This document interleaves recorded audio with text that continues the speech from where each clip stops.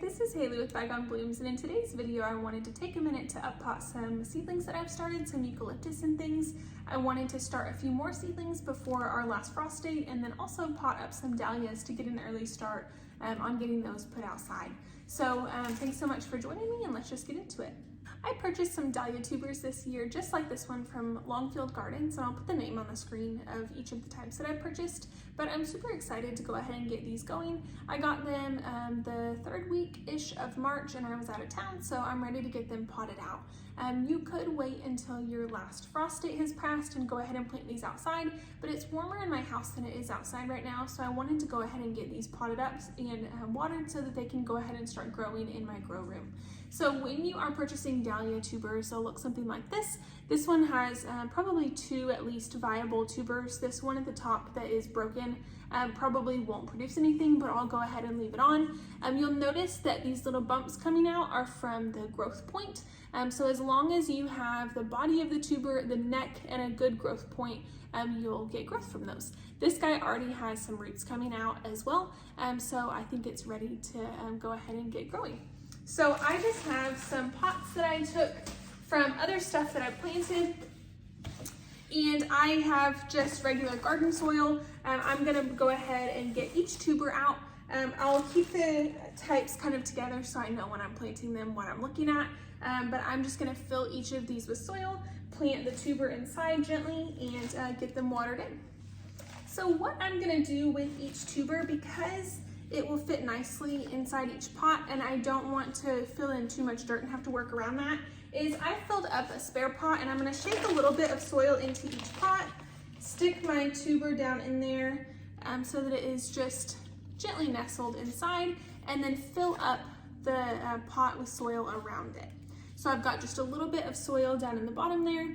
I've got my tuber in so that I can fill it up to the top, cover it up just a little bit with soil.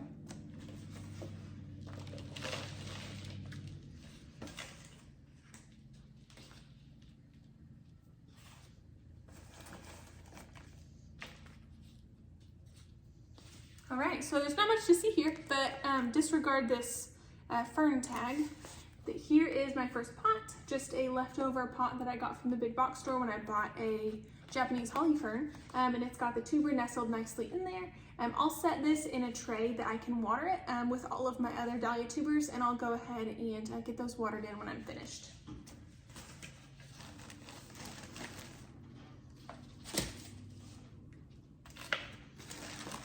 I'll go ahead and use the soil that's left in this bag too, and I'll put it at the bottom of one of my other pots.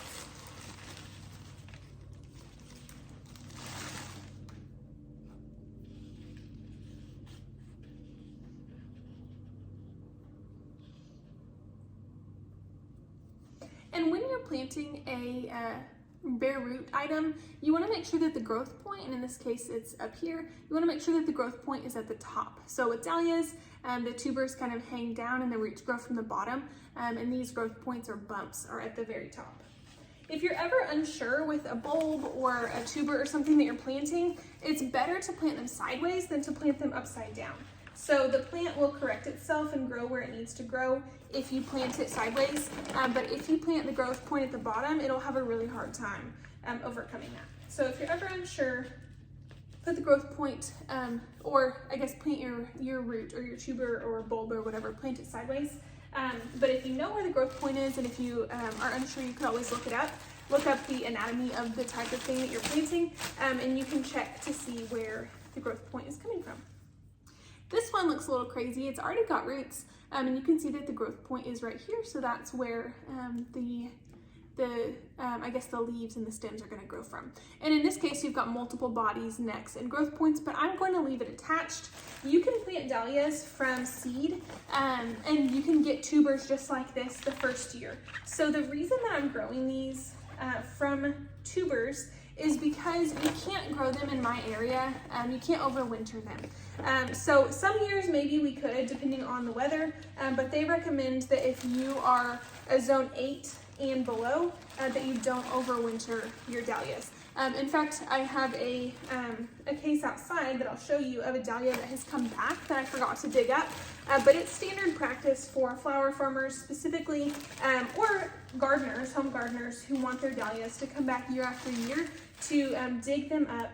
And one of the main reasons is because even if the winter is mild enough, which you may or may not have a mild enough winter if you're below a zone 8, even if your winter is mild enough, it could rot the tuber because of the amount of moisture you get in the spring. So it's kind of a gamble. I've seen some people online who go ahead and leave their tubers in the ground and just mulch them up with leaves or mulch to give them an extra layer of protection against the cold. And that's something that, since I did have my one tuber over winter, that's something that I might try to do this year.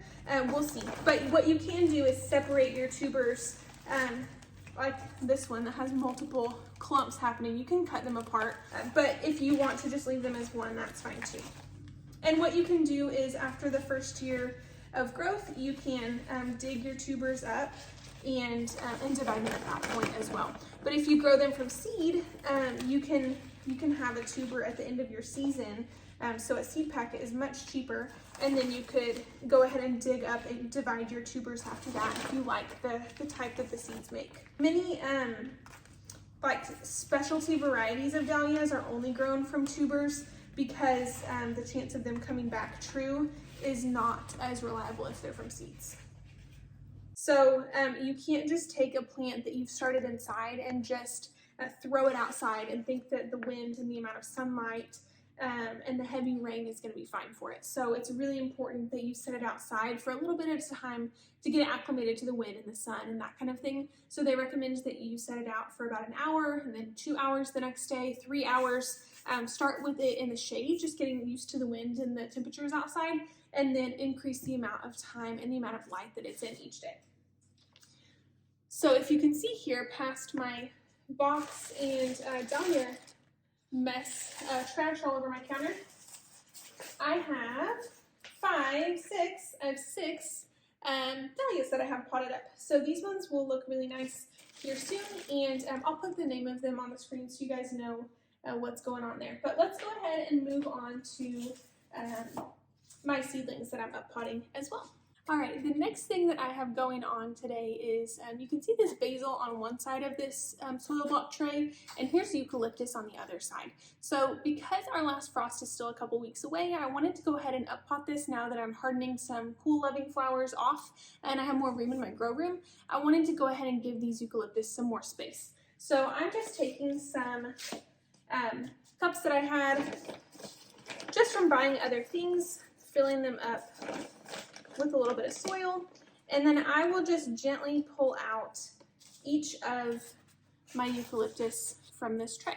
So because these are in soil blocks, the seedlings roots are able to kind of grow underneath the soil. So I'm just going to gently pull off a set of roots, and in this case I've got 2 little seedling babies, so I will separate those just really gently. And you can see, set that one to the side, you can see I have an individual seedling with really nice root growth, and it looks like this guy is ready for its own space. So the reason that I started in soil blocks is because I'm starting over 500 seedlings for this growing season. So if I were to start all of them in cups this size, I would not have near enough room in my growing room. So with the amount of lights that I have and the space that I have, it has just worked really well for me to start things in the soil block tray so that they can grow on from when they're little bitty, and I can devote space to growing a lot of different things. But as we get going and as things are ready to be potted up and I'm moving things out, I have more room in my seedling room under my lights. As the cold flowers, for example, are going outside, my snapdragons and things, I have room under the lights for bigger containers. So it's not that I'm necessarily starting a bunch more things today. I will start a few things, like my some more zinnias and sunflowers and things, but this is just to give these a chance to get as much root growth and have as much space as they need for root growth before I get them outside, just to give us a little boost and to gain a little bit of time. So it would be totally fine if I left these in their soil blocks until I plant them outside. However, I would like to have the biggest plants that I can so that they are already putting on growth, and when I plant them outside, they're going to grow a lot faster. Versus if I'm transplanting just little bitty guys, it'll just take them longer to get going. So anything that you can do to give your seedlings more space and to give them a bit of a boost when it is time. Because for me, eucalyptus, I'm in a zone 6 now, they say. Or I mean 7. They used to say 6, but now they say 7. Eucalyptus is not winter hardy for me. So it's important that I grow it inside where it won't get killed by the frost. But once the danger of frost is over, I need to put them out so that they're ready to go. And they can be outside for the longest possible amount. I think I might go back in and just tuck in one more eucalyptus baby in the corner of each, so that each 4-inch container would have 2, so that I have just a little bit less room taken up under my grow lights. So let's go ahead and do that. And there will be plenty of root space. They won't compete too much in this 4-inch container with the amount of time that we have left, just a couple weeks before they'll be able to go outside. All right, so here's a messy view of my counter, but you can see that each of these eucalyptus guys is potted up nicely. They're in about 4-inch containers. Some of them have 2, some of them have 1. I have about 16 nice looking eucalyptus, and then I also have my 6 dahlia tubers that each is in a fairly big pot, and they'll go ahead and start putting on growth. So I'm gonna get all of these guys watered in, and I'll put them on trays so that it catches any extra water that they have, and I'll just make sure that when it is time to put them outside, I harden them off so that they're used to the conditions outside. But none of these are going out until after the danger of last frost, so they've still got a couple weeks anyway.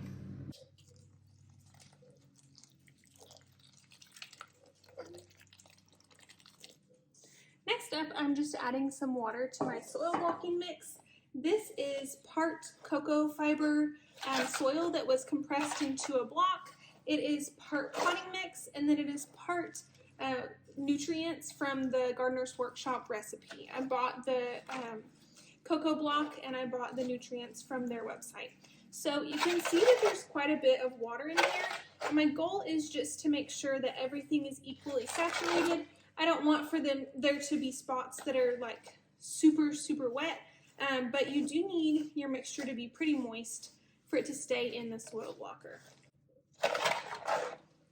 So because we are coming up on the second week in April here, I need to go ahead and start a couple more of my annuals that is sun-loving and warm-loving. So I'll be starting some zinnias today. I'll be starting some sunflowers, and then I also have these. These are bells of Ireland that I started on the 30th of March, it looks like, and so these have been in this plastic bag in a paper towel with water on them for a couple weeks, and I planted some that had sprouted outside already, and I'm going to plant the rest in my soil blocker. So I am new to bells of Ireland, so I'm just trying these out and seeing how it works. Sometimes we get a really cold spring, sometimes we go straight to summer. So I'm not sure if it's too late for these. I've had them in the freezer for a couple weeks, and I'm just gonna try and see how they do. So I'm just taking this tray that I used for snapdragons earlier in the year. It's fine that there's a little bit of soil still left in it, and I am just pushing soil into my soil blocker. I like to give it a good 3 or 4 good swipes. You can see that the soil is not falling out. It's evenly dispersed in there, and then I'm just setting the blocks on the tray with a little bit of space in between. And for some reason, some of those blocks stuck, but I'm just gonna set them back nicely into that tray. Okay, it's okay if it's not perfect. And I think maybe they were just a little too moist right there. There was kind of some water pooling in the bottom. It's easier, I think, if you get too much water than not enough, because if your mix is still pretty powdery, it's not going to stick together. So it helps if you really mash on it to make sure that it's fully smushed in there. And then if you are having trouble getting your soil blocks out, It helps if you squeeze the handle a couple times. So in this tray, that's just a deli tray, there are now 63 20-cell blocks. So I'll just take this tape off where it says Snapdragons, and instead I'll tell myself that they are zinnias and sunflowers when it's time. Timer's going off for my seedlings that I have setting outside that I'm hardening off, but I'll go check on those in just a minute.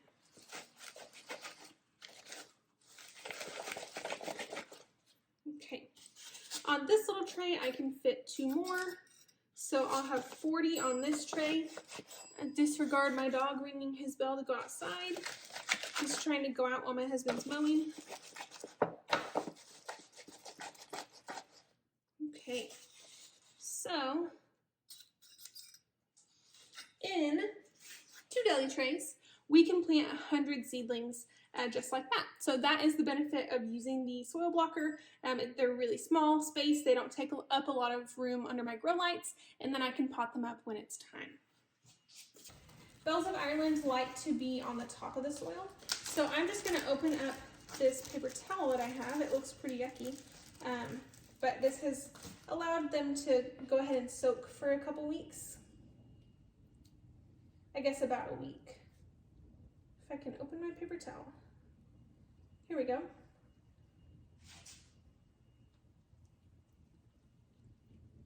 And if I hold this up to you, I don't know if you can see it in my dirty hands, this guy is already starting to sprout. So with the soil blocker, there are just little indentions at the top, so I'm just going to gently nestle this into the top of the indention in the soil blocker. I'll put 1 in each little divot. My hands are a little wet, so they're kind of trying to stick. There we go.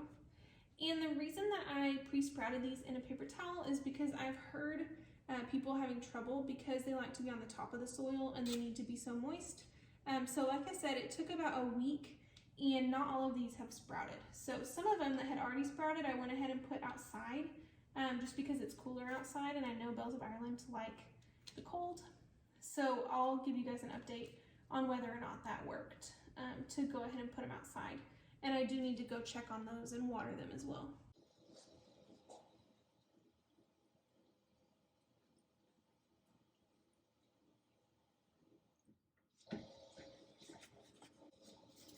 The last thing that I planted today was 40 of the Pro Cut Horizon sunflowers, and then 20 of the Benary's Giant zinnias, as well as next to my Bells of Ireland, I went ahead and planted some Cresspedia, and all of these things will be in the soil trays for a couple weeks before the last frost comes, and then I'll go ahead and plant them out when I'm ready.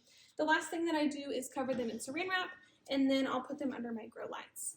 Thank you so much for joining me today and growing alongside with me. I hope that this is an encouragement to you, and I'll see you guys in the next one.